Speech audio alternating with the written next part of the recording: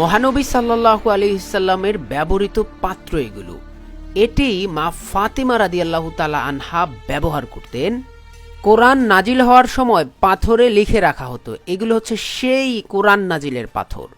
আর এই যে দেখুন মহানবী সাল্লাল্লাহু আলাইহি সাল্লামের মোহরকৃত চিঠি, যেগুলো তিনি সম্রাটদের কাছে পাঠিয়েছেন। সাহাবী সাদ বিন আবি ওয়াক্কাসের ধনুক, ওসমান রাদিয়াল্লাহু তাআলার ঢাল তলোয়ার এগুলো। এটি হচ্ছে সাহাবী ওসমান রাদিয়াল্লাহু তাআলার হাতে লেখা সর্বপ্রথম কোরআন শরীফ। সুপ্রিয় বন্ধুরা, আপনারা যে যেখান থেকে এই ভিডিওটি দেখছেন অবশ্যই বন্ধুদের মাঝে শেয়ার করে দিবেন। দেখতে পাচ্ছেন যে পাত্রটি, এটি আমাদের প্রিয় নবী হযরত মুহাম্মদ সাল্লাল্লাহু আলাইহি সাল্লামের কন্যা মা ফাতিমাতুজ জাহরা এই পাত্রটি ব্যবহার করতেন। এবং পাশেই কিন্তু এই মিউজিয়ামের, এটি হচ্ছে মদিনা মিউজিয়াম। এই মদিনা মিউজিয়ামে নবী করিম সাল্লাল্লাহু আলাইহি সাল্লামের পরিবারের সদস্যদের এবং সাহাবীদের ব্যবহৃত অনেক জিনিসপত্র রয়েছে। দেখুন এই যে পাত্রগুলো দেখতে পাচ্ছেন, এগুলো হচ্ছে ইসলামের প্রথম যুগে সাহাবীরা মূলত এই পাত্রগুলো ব্যবহার করতেন। এবং এখানে একটি ম্যাপ দেখতে পাচ্ছেন, এটা হচ্ছে এই এলাকার বাণিজ্যিক মানচিত্র, সেই সময়কার বাণিজ্যিক মানচিত্র। আর এই যে দেখুন আমাদের নবী করিম সাল্লাল্লাহু আলাইহি সাল্লাম এর ব্যবহৃত পাত্র এবং জিনিসপত্র কিন্তু এগুলো একেবারে মদিনায় কিন্তু আজও সংরক্ষিত রয়েছে। এবং এই যে পাথরে খোদাই করা অবস্থায় লেখা রয়েছে লা ইলাহা ইল্লাল্লাহু মুহাম্মাদুর রাসূলুল্লাহ সাল্লাল্লাহু আলাইহি সাল্লাম, অর্থাৎ নবীজি সাল্লাল্লাহু আলাইহি সাল্লামের প্রতি দুরূদ লিখে সে সময়কার সাহাবীরা মূলত লিখে নবী করিম সাল্লাল্লাহু আলাইহি সাল্লামের প্রতি সম্মান ভালোবাসা জানাতো। বন্ধুরা, আপনারা যে যেখান থেকে দেখছেন অবশ্যই ভিডিওটি কিন্তু বন্ধুদের মাঝে শেয়ার করে দিবেন এবং আপনারা কে কোথা থেকে দেখছেন কমেন্ট করে জানাবেন ইনশাআল্লাহ।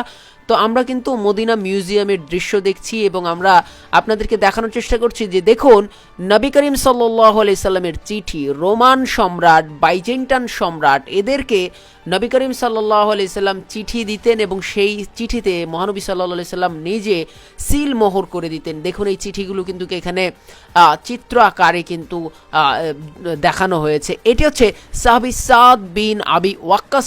আমরা জানি সাহাবী সাদ বিন আবু ওয়াক্কাস ছিলেন একজন বীর যোদ্ধা এবং তিনি কিন্তু মহানবী সাল্লাল্লাহু আলাইহি সাল্লামের জন্য জান কুরবানি দেওয়ার ঘোষণা দিয়ে তিনি কিন্তু বদরের প্রান্তে লড়াই করেছিলেন। সেই বীর সাহাবীর কিন্তু ধনুকটি কিন্তু আজও সংরক্ষিত রয়েছে। বন্ধুরা, ঐতিহাসিক একটা জিনিস। দেখুন মহানবী সাল্লাল্লাহু আলাইহি সাল্লামের সাহাবারা আজও কিন্তু আমাদের হৃদয়ে এবং তাদের জিনিসগুলো কিন্তু এখনো আমাদের জন্য এক একটা নিদর্শন যে নবী প্রেম যে আসলে কতটা মধুর, ওনাদেরকে দেখলে বোঝা যায়। এটি হচ্ছে হযরত উসমান রাদিয়াল্লাহু তাআলা এর হাতে লেখা পবিত্র কোরআন শরীফ। মদিনা জাদুঘরে কিন্তু এটি এখনো সংরক্ষিত রয়েছে। আর এই ঢাল তলোয়ার দুটি হচ্ছে হযরত ওসমান রাদিয়াল্লাহু তাআলা এর ব্যবহৃত ঢাল তলোয়ার, যা কিন্তু এই মিউজিয়ামে সংরক্ষিত রয়েছে। বন্ধুরা, আপনারা যে যেখান থেকে দেখছেন অবশ্যই ভিডিওটি শেয়ার করবেন এবং সেই সাথে কমেন্টে জানাবেন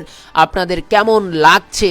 এই মদিনা মিউজিয়ামে অনেকগুলো জিনিস কোরআনের কপি রয়েছে, তার মধ্যে এই কোরআনের কপিটি অত্যন্ত প্রাচীন এবং কোরআনের প্রাচীন কপিগুলোকে তারা অর্থাৎ এই মিউজিয়াম কর্তৃপক্ষ অত্যন্ত যত্ন সহকারে সংরক্ষণ করে রেখেছে। এটি দেখুন আরও একটি অত্যন্ত নকশাপূর্ণ কিন্তু একটি পবিত্র কোরআন এবং এটিকে একেবারে সংরক্ষিত বা সংরক্ষণ রাখা হয়েছে। এগুলো হাজার বছর আগেরকার কোরআন, আল্লাহর গ্রন্থ, মহাগ্রন্থ। বন্ধুরা, পবিত্র কোরআন যখন সর্বপ্রথম নাজিল হচ্ছিল আমরা জানি তখন কিন্তু কাগজ কলম ছিল না, তখন কিন্তু পাথরে যখন জিবরাইল আলাইহিস সালাম ওহী নিয়ে আসতেন তখন কিন্তু নবী করিম সাল্লাল্লাহু আলাইহি সাল্লাম সাহাবীদেরকে সেগুলো পাথরে লিখে রাখতে বলতেন। এই সেই খোদাই করা পাথরগুলো যেগুলোতে সাহাবীরা কোরআনের আয়াত খোদাই করে রেখেছে। দেখুন এখানে নবী করিম সাল্লাল্লাহু আলাইহি সাল্লামের উপর দুরূদ মূলত লেখা রয়েছে। বন্ধুরা, আপনারা যে যেখান থেকে এই ভিডিওটি